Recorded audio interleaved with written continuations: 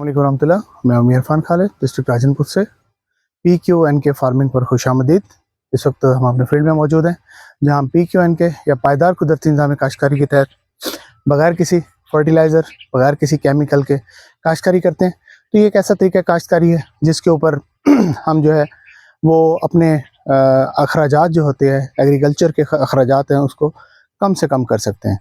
देखें, आजकल का जो दौर चल रहा है इसके अंदर आमदन तो फार्मर के इख्तियार में रही नहीं, क्योंकि जब वो फसल तैयार कर लेता है तो मंडी में उसका रेट नहीं लगता, और अगर रेट होता है तो फसल नहीं होती। तो उस सूरत के अंदर जो है फार्मर अमूमन घाटे में जा रहा है, और मुसलसल पिछले 4-5 साल से यही पोजीशन चल रही है।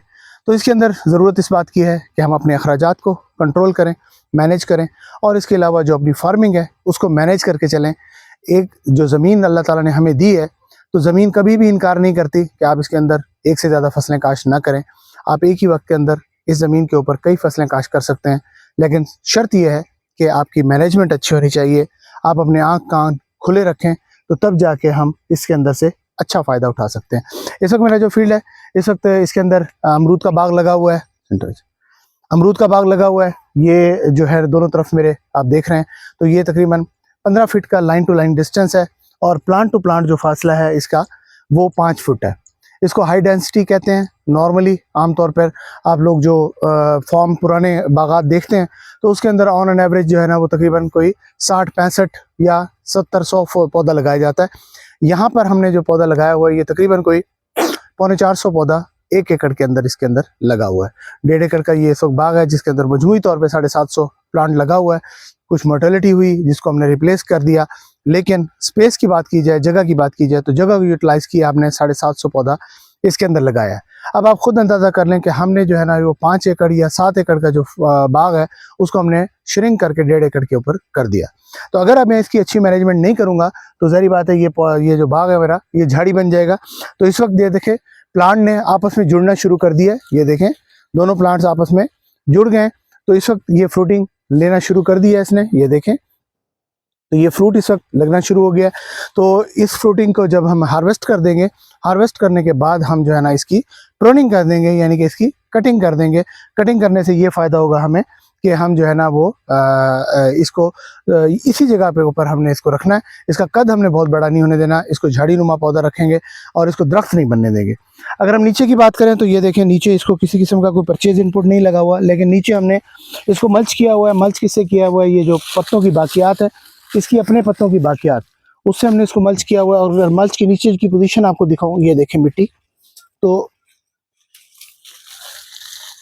ये देखें मिट्टी जो है ना कितनी ज़बरदस्त किस्म की मिट्टी हो गई, और इसके अंदर माइक्रोब्स जो है ना वो बड़ी तेज़ी से डेवलप हो रहे हैं। ये देखें, ये अल्लाह ताला की मखलूक जो है वो इसके अंदर बहुत ज़्यादा मौजूद है, जिसका काम जो है वो ये है कि इस ज़मीन को गोडी देना, इसको जो है ना वो नरम रखना, ये इसका काम है। और इसके बाद इसके अलावा हमने किसी किस्म का कोई परचेज इनपुट को इनको नहीं लगाया। ये तकरीबन कोई 2.5 साल का पौधा होने वाला है ऑन एन एवरेज। तो 2.5 साल के अंदर इसको किसी किस्म का कोई फर्टिलाइज़र अभी तक नहीं लगा हुआ। तो इसको पानी लगे हुए भी मेरे ख्याल में तकरीबन 1 महीना होने वाला है, और इस वक्त जून का महीना चल रहा है, सख्त तरीन गर्मी चल रही है। जून के अंदर ऑन एन एवरेज पोजीशन हमारे बागात की ये होती है कि आपको हर 5वें-6ठे दिन पानी लगाना पड़ता है, लेकिन 1 महीने से ज़्यादा हो गया तो ना ये पानी मांग रहा है ना हमने इसको दिया है। तो ये देखें, अगर पत्तों की पोजीशन देखें, पत्तों की फ्रेशनेस बता रही है कि इसको पानी की ज़रूरत नहीं है, इसको खुराक की डेफिशिएंसी कहीं भी नहीं हुई अल्हम्दुलिल्लाह। ना किसी किस्म का इसके ऊपर आपको कोई बीमारी नज़र आ रही है, ना किसी किस्म का कोई प्रेशर पेस्ट का नज़र आ रहा है। ओवरऑल पोजीशन बेहतर है, क्योंकि अभी बाग छोटा है, 2 साल का है, फुल फ्रेश फ्रूटिंग के ऊपर नहीं आया हुआ, पूरा मैच्योर नहीं हुआ। तो इंशाल्लाह सर्दियों का जो फल है उम्मीद काफ़ी है ये पूरा लेगा। तो अगली बात ये होती है कि ये इसके अंदर जो है ना हमने ज़मीन को अगर हम खाली छोड़ देते हैं, अमरूदी तौर पे ये एक्सरसाइज लोग करते हैं कि बाग के अंदर जी साफ़ सुथरा रखें बाग को। जी बाग के अंदर जड़ी बूटी नहीं होनी चाहिए, गंद नहीं होना चाहिए, ये वो, तो उसको बिल्कुल साफ़ सुथरा रखते हैं और नीचे से हर वक्त उसको हल चलाते रहते हैं। तो ये हर वक्त का हल चलाना जो है ये ज़मीन के लिए मौत है।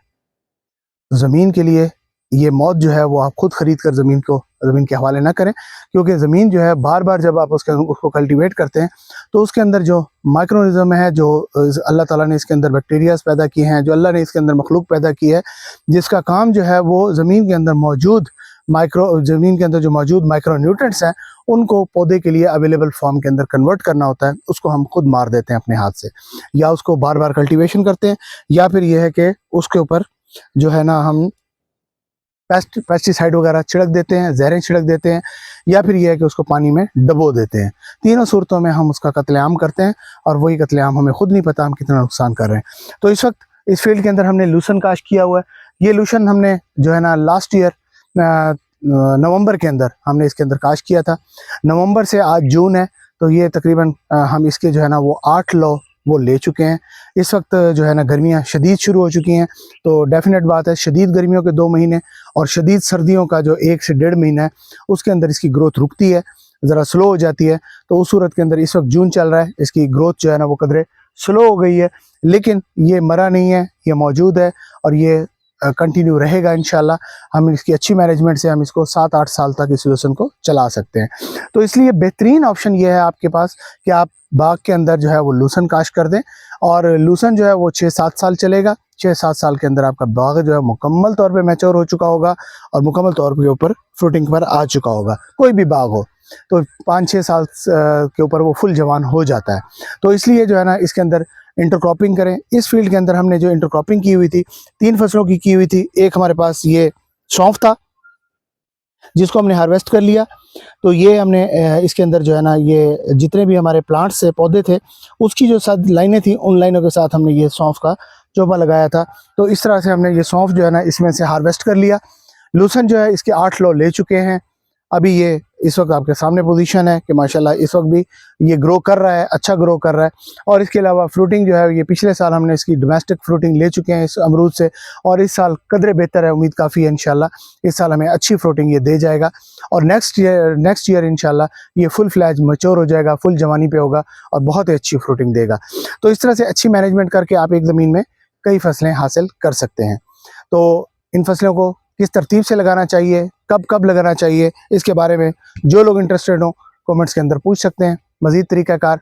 इसके अलावा अगर किसी किस्म की कोई और मालूमात चाहिए हो तो हम हाजिर हैं, बग़ैर किसी तमा, बग़ैर किसी लालच, बग़ैर किसी कारोबारी बेनिफिट के। हम सिर्फ चाहते हैं कि हमारा फार्मर जो है वो इस टेक्नोलॉजी को अडॉप्ट करे। कम से कम वो थोड़े से 2 कनाल 4 कनाल 1 एकड़ से इसका आगाज़ ज़रूर करे, ताकि वो ख़ुद फिर कंपैरिजन कर ले, ख़ुद मुनसिफ बन जाए कि आया कि मैं सही तरफ डायरेक्शन पे जा रहा हूँ या नहीं जा रहा। तो हमें जब पेस्टिसाइड वाले या फर्टिलाइज़र वाले सब्ज़ बाग दिखाते हैं कि आपकी ये हमारा एक थैला इस्तेमाल करने से आपकी पैदावार 5 मन बढ़ जाएगी, तो हम बग़ैर सोचे समझे वो थैला ख़रीद कर लेते हैं, ये जाने बगैर कि इस थैले के अंदर क्या चीज़ है, इसके अंदर कौन सा ऐसा जहर है और वो आगे फ्यूचर के अंदर मेरी फसल को, मेरी ज़मीन के मुस्तकबिल के साथ क्या करने वाला है, ये सोचे समझे बगैर सिर्फ इस चीज़ के ऊपर कि 5 मन फसल पैदावार ज़्यादा हो जाएगी, तो हम वो ले लेते हैं और उसको अप्लाई भी कर लेते हैं। और बाज़ औक़ात नहीं, अक्सर औक़ात 90% उसका रिज़ल्ट भी नहीं आता। फिर हम अपने आप को ब्लेम करते हैं और सोचते हैं कि यार इसका रिज़ल्ट क्यों नहीं आया। फिर हम खुद ही अपने आप को कसूरवार ठहराते हैं कि हमने टाइम पे पानी नहीं लगाया होगा, हमने इसको टाइम के ऊपर पूरी डोज पूरी नहीं दी होगी, या मौसम का ये मसला हो गया होगा। तो अल्टीमेटली कसूर फिर हम अपना, बीइंग अ फार्मर, हम अपना कसूर ही गिनते हैं कि हमारे कसूर की वजह से ये रिज़ल्ट नहीं आया, हालांकि ऐसा नहीं है। तो ये जितने भी केमिकल्स हैं ये हमारी ज़मीन के लिए मौत है, तो इस मौत से बचिए। कोई भी जो दवाई होती है वो खुराक नहीं होती, ये हमेशा ज़हन में रखिएगा। कभी भी आप, ये नहीं होता कि आप जनाब ताकत के इंजेक्शन लगवाते रहें और रोटी खाना छोड़ दें, तो हमारा सर्वाइवल मुमकिन नहीं होगा। तो आज हमारा फार्मर यही कुछ कर रहा है कि फसल को रोटी देने के बजाय फसल को नैरो बयान के इंजेक्शन लगाया जा रहा है, और वो इस गलत फहमी में है कि मेरी फसल जो है वो बहुत अच्छी हो जाएगी। बहुत शुक्रिया, हमारे साथ रहिएगा। मियां इरफान, डिस्ट्रिक्ट राजनपुर।